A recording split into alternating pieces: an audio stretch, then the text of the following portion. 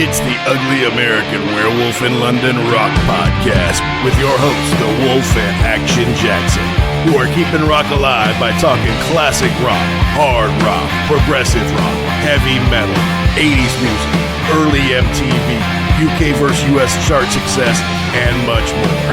This is the home of classic album and live concert reviews and your place for interviews with artists and legends. You're rocking with the Wolf.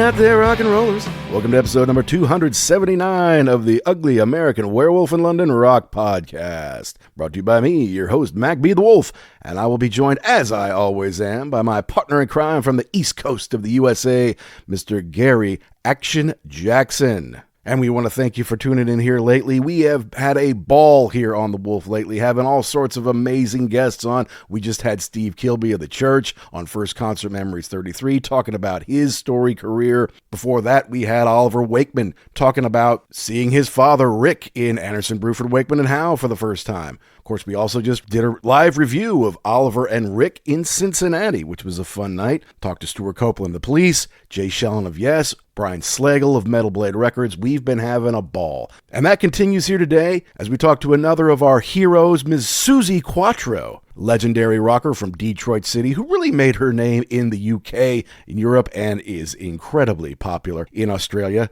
Some of you may know her as Leather Tuscadero from Happy Days, but bottom line is she's an artist whose career has spanned 7 decades, has sold over 55 million records worldwide, and isn't through, folks. She's got a new album out right now. It's called Freedom, and the first single is the title track. And I got to tell you, we don't have to review anything we don't like. We don't have to have people on we don't want. When I heard this album, I thought, wow, this is a great record. It's probably the best one she's made in decades. It really captures that kind of raw Detroit rock sound. And it has a special guest star, Alice Cooper, on a duet on one of the great Detroit rock anthems of all time, Kick Out the Jams by the MC5. I think Suzi's really proud of this record. She's done a lot of press for it, and we're just happy she put us on her list. We talk about her amazing career, but we really do focus on this new record, which is special. And she is touring the UK here in April. I think she's also going to Germany, and, well, she'd probably go to Australia, of course, because they just adore her there. But I've wanted to talk to Suzi for a long time. And while she is a pioneer because she is a woman, she's never really played the female card. Like,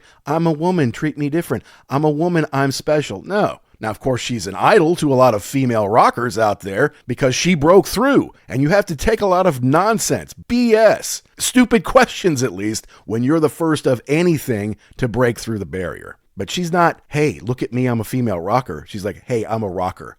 I write my songs, I sing my songs, I play my music. She's always been that. It took a little while for the press to come around and realize that. Now, of course, it's not that strange to see a woman fronting her own band, making her own hard rock music. And as I've said on this show for years, I think the next rock revolution has got to come from female rockers. If they're looking for an idol, I don't think they need to look farther than our guest here today, Miss Suzi Quatro. So we're going to have a fun chat with Suzi about her amazing career and her new record, Freedom. But first, we do have a little bit of business to take care of. We love to mention that we are proud members of the Pantheon Podcast Media family, a network of over 100 different shows. You can learn more at pantheonpodcast.com or follow on socials at Pantheon Pods. And you know we love to give shout-outs to our intergalactic sponsor, rarevinyl.com, who, like Suzi, is based in the UK, but imports records from all over the world and ships all over the world too. With 250,000 plus items in stock, you know there's something in there for you. First edition prints, rare imports, picture discs, posters, point of sale stuff from record stores, and yes, some really nice Suzi Quatro stuff. And the best part is they give us code UGLY. UGLY. Use that at checkout. You can save 10% off one entire order. Not just one thing in the bin, but your entire order. So you want all of Suzi's records from the 70s? Go get them all. You want some first editions? You want something rare that you couldn't find anywhere else? Go to rarevinyl.com. Use the code UGLY. Save 10%. Your record collection will thank you.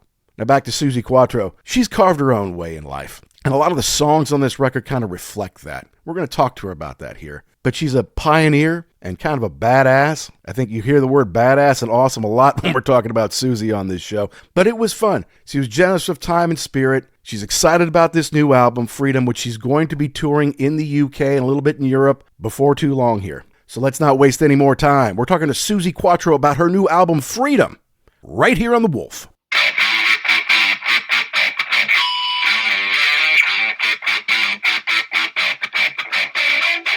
Now, and so, I lived in London for a few years, and RAK Studios is in St. John's Wood. It's kind of right off the high street there. Did you work with Mickey there quite a bit, or? Oh, yeah. I mean, Mickey was like my substitute dad. Yeah.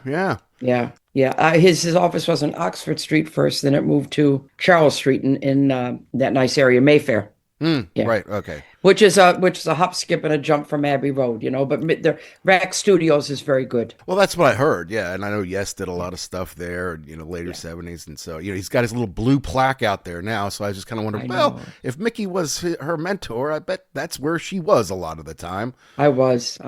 Bless him. Him and his wife are both gone now. I was very close to both of them, obviously. Well, no, I watched the Suzi Q documentary a couple of times. Just had to kind of get ready for this to make sure I understood, your history and everything there. And she was in the movie. Mickey had already passed by the time they made it, but she was in it, kind of telling the stories. Yeah, bless her. You've had an amazing life and career, Miss Quatro. It's been a big one. Yeah. Big and long. Yeah, I mean, that's what's so amazing. You're still going. You're still kicking ass. I just checked Spotify. Freedom's already up there, Today's the day. Oh, I know. How wonderful that, and this is across the board. I've done maybe 150 interviews for this album so far. Is that right? And they're all saying my best work ever. I'm like mouth hanging open. I think because it's gone back to the original vibe of the first. I think that's what they're hearing. They're going, oh, that's Suzi. Like they're getting into that vibe. It sounds today, but it's that original vibe. No, I mean, that's one of the things I obviously wanted to talk about. I mean, I try to listen to as much of your work. Obviously, I'm pretty familiar with your 70s, your big hits and everything. But I'm listening to the groove of these songs, and I'm like, wow, this is really taken back to the day. Yes, it's modern, and it's in your voice now. It's not, a girl in her 20s away from home. No, of course not. Yeah, this is a grown woman talking about heavy things, but it's got that groove that kind of puts you back in the time. Like, damn, she's still going. She's still got it. Basically, she's still kicking ass at 75, and that's not a bad thing. No, that's badass. Yeah. Awesome. Jackson, you want to say hello? I do want to say hello. Thank you so much for being here. And right off the bat, very cool with the gold records in the back. That's super badass. I know, it's good, isn't it? But that's only, I have to say it, that's only one portion of the dining room. So they're around the entire dining room and into the office. So yeah, it's good. It's very great. Impressive. Yeah, it looks good. Yeah. Well, when you sell 55 million records, you're going to collect some of those things along the way. If you got it, flaunt it. Right. Yes, absolutely. Well, thank you so much for joining us here on the Ugly American Werewolf in London, now stateside. We're talking about Freedom, your new album, and like we were just saying, it's pretty badass. It's got the badass old grooves. It's kind of got that old Detroit thing where you came from. And of course, you wrote this with your son. If you've been working with him for a while, why don't you talk to you a little bit about, hey, here's where this collection of songs came from. This is why I need to release this now. It's important. We've done 2 albums together. This is our 3rd one. Also, he produced the Face to Face with Katie Tunstall and played guitar in it. It was time to go back, shake hands with the young 23-year-old Suzi, and say to her, we did it. And own it. I'm owning it on this album. That's how I feel it. I'm owning it. We stripped it all back, took away everything fancy and made it real, in-your-face rock and roll. But every song, if you've listened to the lyrics, they all have a message in them, and they're pretty heavy duty. But basically, it's being who you are. And it's been my mantra my entire life. Be you. Who else are you going to be? Choose yourself, which is one of the track. Choose yourself. And that, what I love about Freedom, the title track, is the picture, the music, the lyrics, the video. It screams freedom. That's right. Doesn't it just? Yeah. Have you ever seen anything like that? I never have. I can't think of something, but just, and that's what that is. Sure it is. It's not needing to prove anything to anybody, being comfortable in your skin. And I guess that's the place I'm at. Yeah. And you can tour if you want to. You don't want to, you don't have to. But guess what? You signed up for this a long time ago, and you got some new stuff to show them, and you got people who want to see you. So why not? You're touring the UK, and people are psyched. Oh, wow. It's going to be a big tour, 10 big shows. And then I'm off to Germany. Then I go off to Australia for my 42nd tour. I've been touring for 62 years. Wow. I cannot stop now. I was going to say, I mean, you know, this is something you've been doing since you were, what, 14 with your sisters back in the day? Yeah. Yeah. It's in my blood. It's in my blood, you know. It absolutely is. And so is this kind of heavy Detroit rock that the Pleasure Seekers, you'd say, was a part of, but I feel like you really took it to the next level, like Alice Cooper, like Iggy and the Stooges, like the MC5, you know. And we'll talk about your collab with your buddy Alice here, but this is a little raw. It takes you back, but it's still urgent. You know what I mean? Like, it harkens back, but it's not like, okay, well, that sounds like the 70s. No, it sounds real. It sounds lively today. It sounds now. I think all the Detroit has just come bursting out of me. It never was gone, but on this album, it just bang, bang. Yeah. You know, it's like I had so much to say. And my son, the great thing is which track was it now? Must have been Little Miss Lovely. Little Miss Lovely. The second single. Yeah, second single. I went out to, because he sends me, this album we did differently. He sends me the completed track. Then it's up to me to make it into a song. Gotcha. So I get my bass on, get my lyrics out, sit with the computer, play. And I went out to do a little test of Little Miss Lovely, what I thought it should be. And he said to me, "This is excellent, Mom. I love what you've done. Love the bass line. Love the idea of the song. Can you go in and just do me a favor, look at it again, and dumb down the lyrics?" Dumb them down. But here's the best thing, and don't tell him. I managed to dumb down the lyrics and say exactly the same thing. Now that's really clever when you could do that. That's the consummate pro right there. Yeah, absolutely. Absolutely. Hard as nails, so sensitive, positively negative. She's one of a kind. She won't fake nothing, getting down. Break your balls, no messing round. Beat you till you're underground. She's one of a kind. Little Miss Lovely, she's gonna stay. Little Miss Lovely. That is an interesting concept now. I mean, you started back in the 70s, how much different the recording process is. I think we saw during COVID, you know, people putting together bits and pieces because they couldn't be together. So it kind of sounds like you're doing some of that with getting the track first and then getting to put your touches on it. Yeah, we just approached it this way. I think once we decided that we were going to go back to that original vibe, strip everything back, we even used old equipment to get the authentic sound. It sounds like that, yeah. Yeah. And when my original drummer who passed away during COVID, he was on every hit I ever had, okay? When he passed away, I bought his drum kit from his girlfriend, and it's in my home studio, and I get chills every time I say it. It's on the album, the whole album. Nice. So it's awesome. like, I know, it's like Dave is there, you know, it's amazing. Yeah, so we wanted to do it that way. And because we were approaching it to go back to that, Richard just had all these riffs in his head. And sometimes he had an idea for a title. Usually I'm the titles girl. I work on titles most of the time. Gotcha. I think Nobody Held My Hand was one of his titles. And he came in and he said, here's a great track. I said, it's really nice. And I think you should write it about your journey and getting where you are. Yeah. That nobody held. Yeah, and I like that idea. He even had some lyrics or incorporated some of that. Unusual for him to do that, but sometimes he comes up with a title. He does. I think Little Miss Lovely was his title, but then I turned it into a cheeky rendition, a very cheeky rendition of me being who I am, because I am both sides of the coin. I'm a Gemini. So I can be positively negative. I can be innocently hardcore. Yeah, if you watch the video, there is I don't want to say a doll, more of an action figure of you that starts off and then Kicking the G.I. Joe's asses and stuff. yes, correct. But with a smile on her face. Oh yeah, looking good. Yeah, that's for sure. Yeah, and everybody wants that doll, so I think we're going to have to do something about it. I saw that in the comments. There were a lot of people like, I have to have this right now. I love this thing. Where is this? Yeah. You know, I'll pay $59. Yeah. I think we're going to do it because it had such a response. So anyway, today's release date. Yes, it's out there. I mean, I see it on Spotify. I see it on Apple. It's awesome. Yep. Something I want to talk about this album, a lot of albums, they'll front load with the singles and then there's a lot of filler, okay? This album builds as you go along, I mean, you get to Hanging Over Me with, the 5 o'clock shout. It's a good little rocker, but then you get to Here's Your Boots. It's about kicking a dude down the road. It's kind of hard. Who's playing the harp on that? Oh, we have a good guy that we used on all 3 albums that we did together. Tim Ames, he's really good. He is really, good, really, yeah. Really good, yeah. That added a lot to that one. But then, when you talk about Nobody Held My Hand, this is kind of about you coming up and the way it wasn't so easy and the way you moved without your sisters, without your family, all the way across the water as a young woman.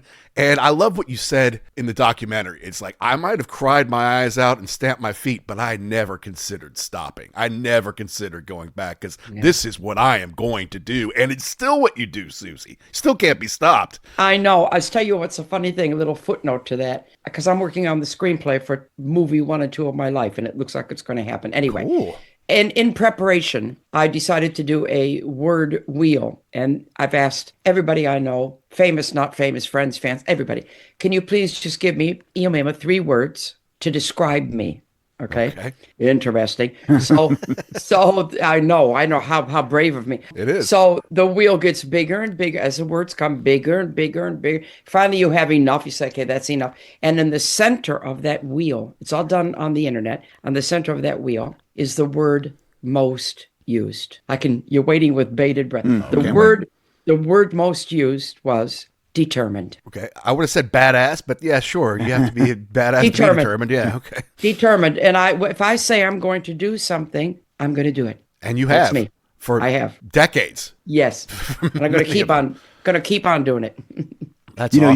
You mentioned the documentary talking about going to England. It's kind of daunting to go there now, even with all of the culture that they've incorporated. I can't even imagine what that was like back then to be a single woman in this city where it truly was foreign. And like you said, you just weren't going to give up. No, I arrived there actually October 31st, 1971. 71, yeah. And 71. And I started having hits in 73. And I got taken to I came from a beautiful suburban house in Grosse Pointe, suburb of Detroit. But a very nice one. I mean, a very nice part of Detroit. Yes. The best. Yeah, my dad wanted us to have a nice upbringing. And I flew over the sea and with my bass and my bag and my cassette tape and went to this little tiny room with a bed about as big as a matchbook cover with no inside toilet and a sink with a broken mirror.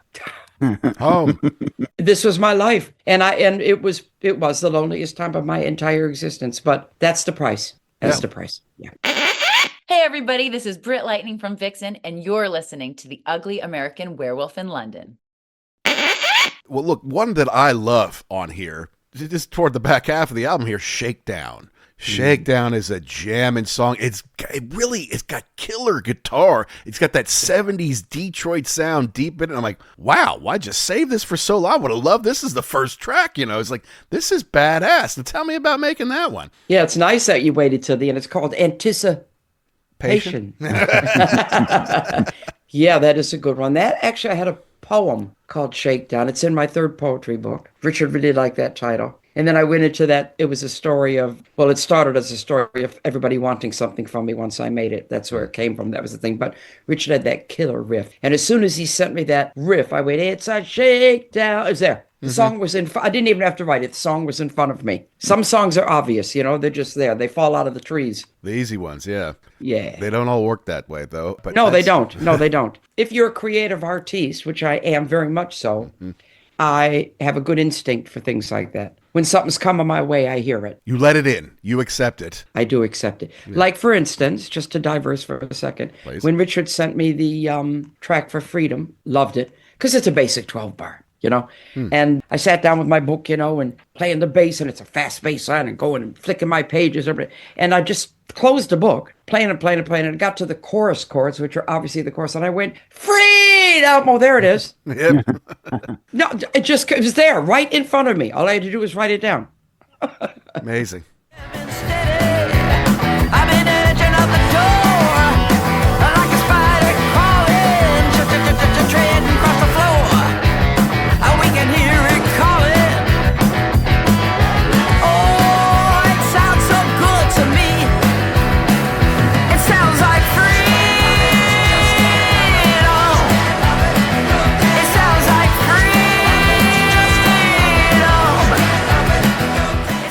amazing. Well, the next one after Shakedown, Take It or Leave It. Now, to me, this is also very Suzi Quatro from back in the day. Great groove on your bass, but it's also kind of got that dirty and low down kind of, I like what it says. I do too.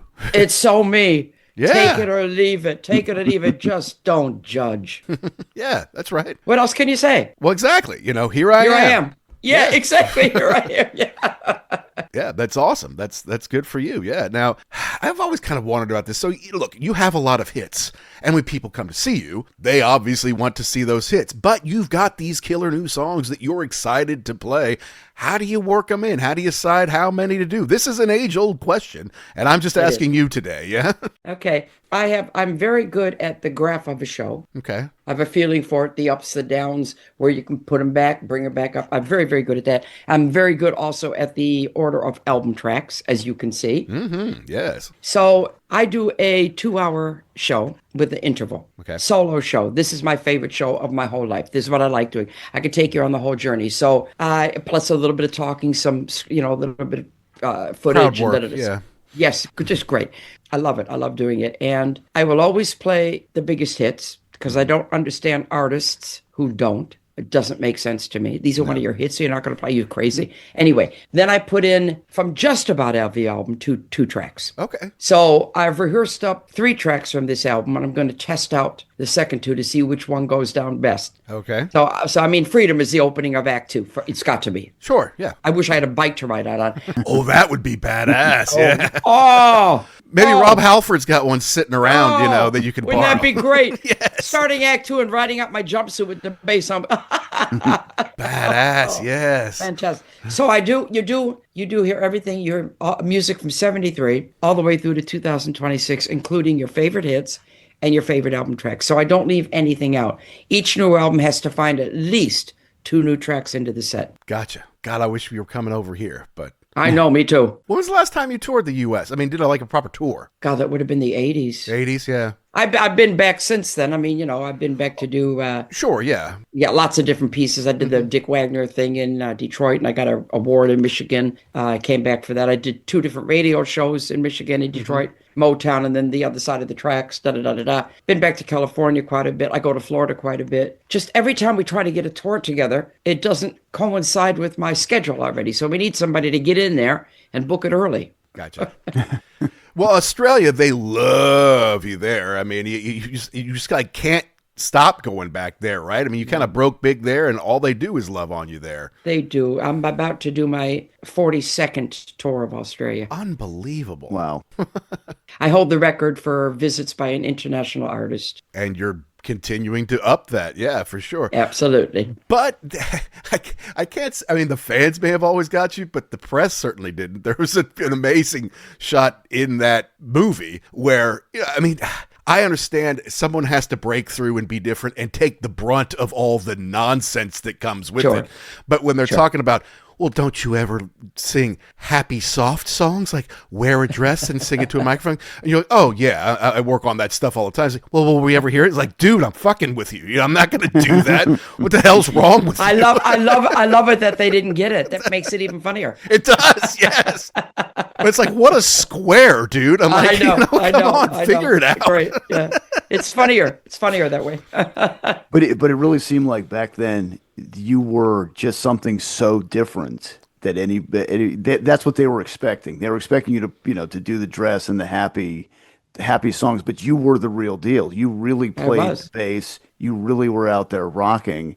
And yeah, I just think that they just couldn't. We definitely couldn't compute that here in the United States. No, you didn't. You did. It took you a little while longer. You just didn't get it, but you got to find it. But that's okay. You discovered in America. You discovered Suzi Quatro through Leather Tuscadero. Correct. Yeah. Which is hilarious. Because I was out there touring from '74 in America, selling a lot of albums All Shook Up was in the charts. I think Can the Can got lower end, but you didn't have that 73, 74 influx of great hits because you didn't get it. Yeah. Right. You didn't get it. Well, also, we were like one then, so we were still trying to figure out rock and roll at that point. But you're right about Leather Tuscadero. My dad was in the TV business. He worked at a station that ran Happy Days, and Happy Days was a huge, I mean, people now don't get it. It was a huge part of pop culture and American life. My first sleeping bag had the Fonz on it, you know, they sold lunch boxes and stuff like that. I know. So cute. So cute. I mean,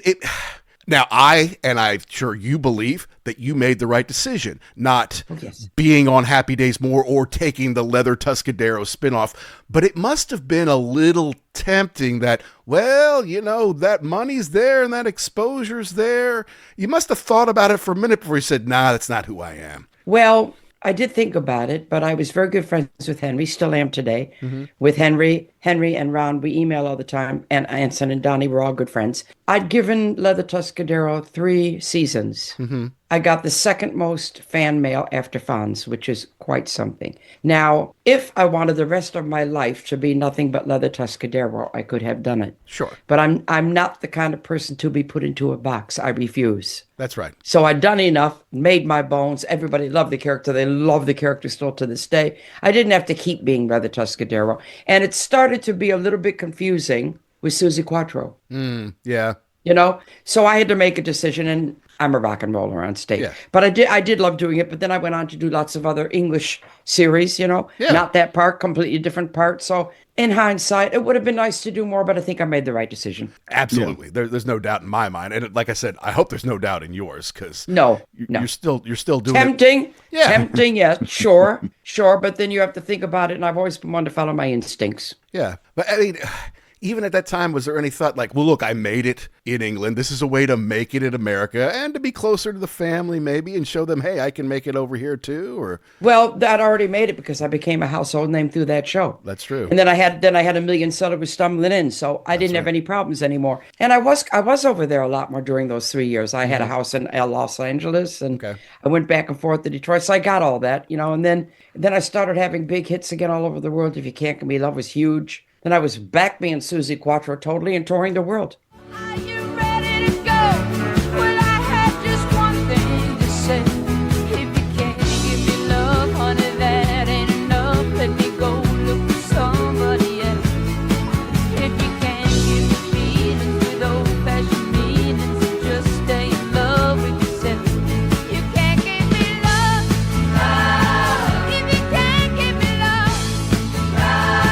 If you can't give me love. So you go where you go, you know? That's right. But it seems to me you could have become, I don't know, like Oprah or something like that, because you had the personality you could have been on TV. And if you decided that's the way you wanted to go, you probably could have followed that path if you wanted to. But it all comes back to, look, ever since I was a 14-year-old in the Pleasure Seekers, this is what I do. I get up on stage and I perform live for people. Well, I have been lucky that I've been able to do all the things in the entertainment ball of wax. I'm unashamed to be an artiste. I've had my own talk show. I've done musical. I've written a musical. I appeared in Annie Get Your Gun. That's right. I've written 8 books published. I was on BBC Radio 2 for 15 years, one of their top DJs. I've done English series. I've done everything I want to do. And it always comes back to my music. That's, I guess, of all the calls that I have being creative, that's the loudest one, the stage. I love entertaining, and I always will. Yeah, it's in Still your get blood. still get that charge walking out on stage. I'll tell you a little secret now. So 62 years in the business, and this is without fail. And I only realized I did it when somebody filmed me backstage, and I didn't know they were filming. You know, you're standing on the side, the curtain goes up, the drums start, everybody's going crazy, waiting for you to appear, and you're aware that they're waiting for you to appear. And just before I take that step into the footlights, I think to myself, I hope they like me tonight. And that's the right attitude to have. Woe betide the artist who's standing backstage thinking, oh, I'm going to kill him tonight. Uh-oh. I'm so awesome. They're so lucky to see me tonight. Yeah, that'll bite you. It'll bite you up the ass every time, yeah. Yeah, that's one thing that came through in that documentary also is you have the attitude that the reason that you're here is because of the fans. Oh, and you always have that, no matter where you are, if you'll sign every autograph, you'll take every picture because you understand that's why you can do what you do, because absolutely. they're supporting you. Absolutely. My dad told me, I probably said it on the documentary, but I think I did. But I'll say it here again because he gave me advice at the age of 16. And I'd come home from the road with the Pleasure Seekers, and he had two other daughters in there too, but he didn't call them. He went like this to me. And he called me in the other room and he said, "It looks like you're going to be doing this for the rest of your life." I said, "I am." And he said, "Okay, two bits of advice for you. First, this is your job. This is your profession," pointing at me. And second, if there's 10 or 10,000 people in the audience, every single one of them paid to see you, and you owe them. What great advice. Yeah. It's the truth. It is the truth. And as you can see by the way I am, it went in as the Bible to me. I took those words to heart because they made sense to me. Yeah. Well, it's the gospel truth. It's absolutely true. And obviously you came from a very strong unit. And I think that's what gave you the foundation that you could go off and do things on your own. But then when you start a family, things change because people are like, "Hey, you're a rocker. You're not supposed to be having kids." And then when you come out of the hospital, like you said, there's 200 photographers on you and your baby. Well, it's like, well, that's weird. Is this really part of it? But I guess it's what you sign up for, right? Yeah, it is. It is part of it. And I remember they were all there. And I remember thinking, okay, so Suzi Quatro, the rock and roll rubber, has a baby. But remember, even though I don't do gender, I'm still a female. And a mom now. Yes. Yeah, and I'm a mom. I always wanted to be a mom. I got two kids. I work with my son, as you know. And the best thing was I put on my own jeans when I left the hospital because the press were out there. Wow. Okay. Wow. And that's something. Yeah, it is. I was determined to wear my own jeans. Well, you are a rocker after all, right? So let's go out looking like a rocker. Absolutely. All right, well, let's jump back to the album for a minute here. The last track is one that most rock fans are familiar with from your buddies in Detroit. You got Kick Out the Jams with your old pal, Alice Cooper. Now, obviously, you guys are having some fun together on this. Why did you decide to call up Alice and say, "Hey, I got something for you. You want to do it?" Which, of course, he said, "Hell yeah." Well, my son has been trying, because it's traditional that on every album, I record two covers. I've done it since 73, and we just kept that going. And he had Going Home that was already on there, Freddie King.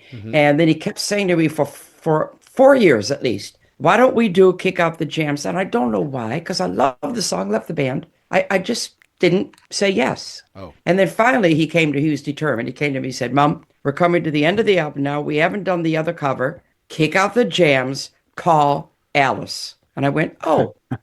And it was like the light went on. Then I could hear it. I saw a reason for it, because it's two buddies from Detroit going back to honor a band from Detroit in Detroit. We went back and recorded it in Detroit. Oh, cool. So I called Alice. He was totally for it, 100%. So, and it's a great track. It's captured the spirit of Detroit. It's captured what the MC5 are all about. It's captured our friendship. Yeah. And you do call outs to each other. He sings Can the Can. I didn't know he was going to do it. I know. Well, then you had to sing Schools Out right back to him, right? You didn't have a choice.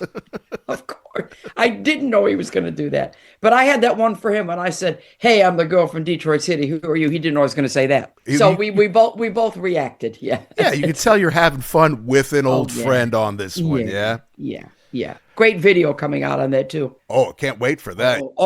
The video is great, because when we went to record this, we're standing on the mics, and Bob Ezrin had sent back which lines he thought we would both sing, even though my son was producing, because he knows Alice's voice. So it's okay. So we're sitting there, we're ready to start singing. Both got our headphones on. I said, "Alice, why are you letting me say that opening line by myself? Kick out the jams." and he said, "Because I'm a Christian and I won't say it." And I said, "Right, understood. Then you better make it work." So on the video it goes, "Kick out the jam," and he goes, "Suzi." Yes, and that's on the track. Yes. No, it's perfect. Perfect. He made it work. Yeah. Kick out the jams, motherfucker! Suzi! Oh, yeah! Ow!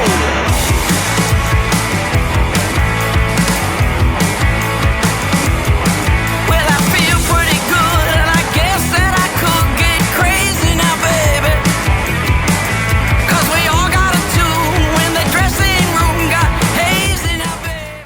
Well, now you can hear that, all the first 12 tracks on streaming services right now. You go right now and you can see it. But it's on, yeah. if you buy the physical copy, you buy the CD, there is a bonus track. It all comes down to you. And I got to tell you, this is a little different from the other songs, but it's really cool. It's kind of got this Euro disco thing. It could have been like a James Bond theme kind of thing. It's got a little trance rave thing going on that, I don't know, I guess I've never heard with you before. No, we haven't really done that kind of thing before. We got asked about 2 years ago to do some of those kind of tracks for a possible movie. So we did, I think, 3 of them. 2 of them got used, and this one we kept it back. We thought it was something special. And my son said, let's put this on as the bonus track. And it's along the same theme. All comes down to you. It's all about being who you are. But it is different. It is a bit different for me. I quite like it. It captured something, didn't it? Yeah, absolutely. Yeah. No, I'm like, well, this is cool. It's different. Yeah, Different, but I mean, yeah. I like different. I mean, some people like, you have to stay in your lane. Keep playing those old 70s tracks. I'm like, well, you're not going to get Suzi to do that anyway. And this is cool. You can't box me in. I refuse. That's been proven. Well, we did the Wacken Festival last summer in Europe, in Germany, and it's this biggest outdoor metal festival in the world. 85,000 people. Wacken open air, big deal. Yep, big deal. And my son actually said to me, Mom, when you go there, do not do that song at the piano, Can I Be Your Girl? I go by myself on the piano. It's a really wonderful moment in the show. Don't do that. They'll throw things. Guess what? I did it. And guess what? They loved it? Yeah. Yeah. I said, right, I'm going to do what I want to do. You're watching me now, you know? Hi, I'm Deborah Bonham. And I am the Irish werewolf in England, Peter Bullock. And you're listening to The Ugly American Werewolf in London. You'd think he'd know better by now not to tell you what to do. I know. That's the quickest way to get me to do something. You know, he lives around the corner, and he silly said to me, don't beep the horn when you go by the house. Every time. I said, why did you tell me not to do it? You know. Just before we going down the Freddie King cover, I asked Richard why he wanted to do that particular cover. And he said to me, because, Mom, you will sing the ass off it. And I went in the studio, one take. Nice. Unbelievable. Well, we've got to let you go for time, but I just saw a story about you coming to town and Jeff Beck and Cozy Powell are playing together and you go pick up a bass. Now, neither of these guys are with us anymore. Can you tell us a little bit about that moment and then maybe a little bit about Jeff or Cozy? Sure. I've known Jeff forever and Cozy too. Bless them. They're both up there now with Mickey. I was in the Cradle, which was the second wave of the Pleasure Seekers. And I had been kind of pushed from the complete front a little bit back so my little sister could come in and sing lead, which is fine. I got real good on my bass at the time. Anyway, long story short, Mickey Most came to Detroit with Jeff Beck and Cozy Powell to record at Motown. My brother found out he was in town, got him to see a gig. I did 2 songs, and he offered me a solo contract. Awesome. But you can't shine a light. Okay, you can't hide it. So he then said to me, why don't you come to the studio with me? I'm going to Motown. I said, yeah. So I went by myself, sitting up in the control room, you know, looking down at the pit. And I saw James Burton's bass against the wall. I went, oh. Went down, plugged it in, started playing the Sissy Strut, you know, the doom. I was showing off. And then down comes Jeff, plugs in. Down comes Cozy, sits down. There is me in the pit on Jameson's bass playing Sissy Strut with Cozy Powell and Jeff Beck. It doesn't get much better than that. It's amazing. Yeah. Wow. What a moment. Yeah. What a moment. Well, Suzi, your career is unbelievable. You're a hero to so many people, especially young women in the business. Hey, I've got an 11-year-old who is playing the guitar. What would you say to inspire her today? First of all, do a reality check and make sure you have talent, number one, because it's a hard road. Yep. Make sure you have the staying power, number 2. And number 3, if you're going to pick up an instrument, play it. Don't let it play you. Never let anybody say to you, you play good for a girl. Never. And also, you can be one of the guys, but keep your femininity in your back pocket. Good advice. Thank you so much, Suzi Quatro. Best of luck kicking ass on this Thank tour you. coming up. Best of luck with the record, which as we're recording this is out today. Suzi, thank you for guys. everything. Thank you both. Thank Keep you. doing it. Take care. Bye-bye. Bye-bye. Thank you. Bye-bye.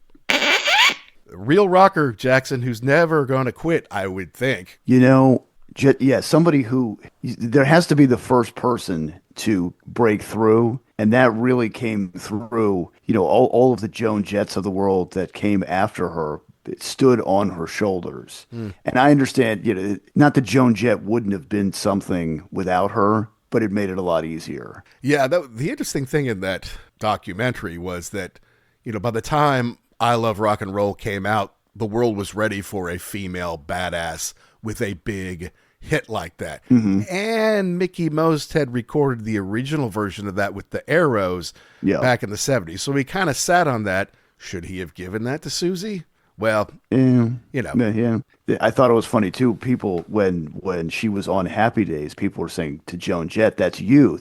No, maybe. Because that was a big deal. I mean, you forget how big that show was. I mean, everybody watched it. Huge. And I'm glad she didn't go that way, because I think that would have been maybe not selling out, but I think that would have been the wrong decision. It would have been an easy decision, but I think it would have been the wrong one. I agree. It's tempting. There's the bright lights. There's the easy money. There's the pretty people all around you. Right. You've already got the heat there. Yeah. The check is there. Everybody's telling you how great this is going to be, but there's something in you saying, no, I got to go. I've got to go and do what I was called to do. And that came through in that whole documentary. Her whole life was, she wasn't afraid to change gears and do something else. Just a badass person to talk to. I know. I'd like to see a shot of that whole room now with all of those gold records. I'm sure that looks really cool. Badass, yeah, no doubt.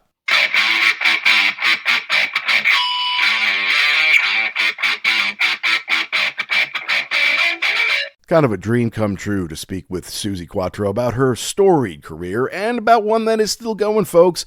Go stream or go buy Freedom today. And if you do buy physical copy, you'll get that killer bonus track. I think that you really like it. I really do. I'm a pretty big rocker, and I think it's a killer track. But it's cool that she's working with her son. It's cool that she's like, hey, I could stop at 75 years old. She doesn't need money, but she does need to get up there and play in front of people. It's something she's been doing in her 7th decade now. She's not stopping just because she's at a certain age or because some people want her to. She's always done things her own way, and I don't think that's going to change. And as long as Suzi wants to keep making music and keep touring, people are going to come see her. I wish I was one of them. I'm not going to make it to the UK this year. But if you're in the UK and you're a Suzi Quatro fan, definitely go to those shows and definitely go listen to Freedom, because it's got some killer rockin' tracks on there. And it's not just front loaded, like I said. There's good stuff throughout the whole album. She's not just a female pioneer. She's a pioneer. There are people in the Rock and Roll Hall of Fame who say I wouldn't be here without Suzi Quatro. And there are women right now who are in bands or getting ready to go out and form their own, who are either inspired by her or inspired by the people who were inspired by her. And that's the way it works, folks. That's how you keep rock alive. And we want to know, did we get something right? Did we get something wrong? Did we miss the point? Did we leave out your favorite part? Email us and let us know. It's uglyamericanwerewolf@gmail.com. Let us know the bands, the artists, the albums, the tours, the DVDs, the books, the rock properties you want to hear us talk about here on the show. We need you to download and subscribe wherever you get your shows. And if you're thinking about it, you really want to help us out, please go out and give us a 5-star review. It just means the world to us. It helps us find more rockers like you. And if you send it our way, we might just read it on an episode. Thanks to Pantheon Podcast for making us part of the family. And thanks to our sponsor, rarevinyl.com, where you use the code UGLY, you can save 10% off one entire order. And yes, they have some great Suzi Quatro stuff in their catalog. That's it for this week, but we have some great live shows coming up that we can't wait to review. We have more fun guests lined up for you, and in the month of April, we're going to review some killer albums, some of which are celebrating their 50th anniversary, so you're going to have to stay tuned. And until next time, to all you rockers all around the world, be cool and keep doing what you do to keep rock alive.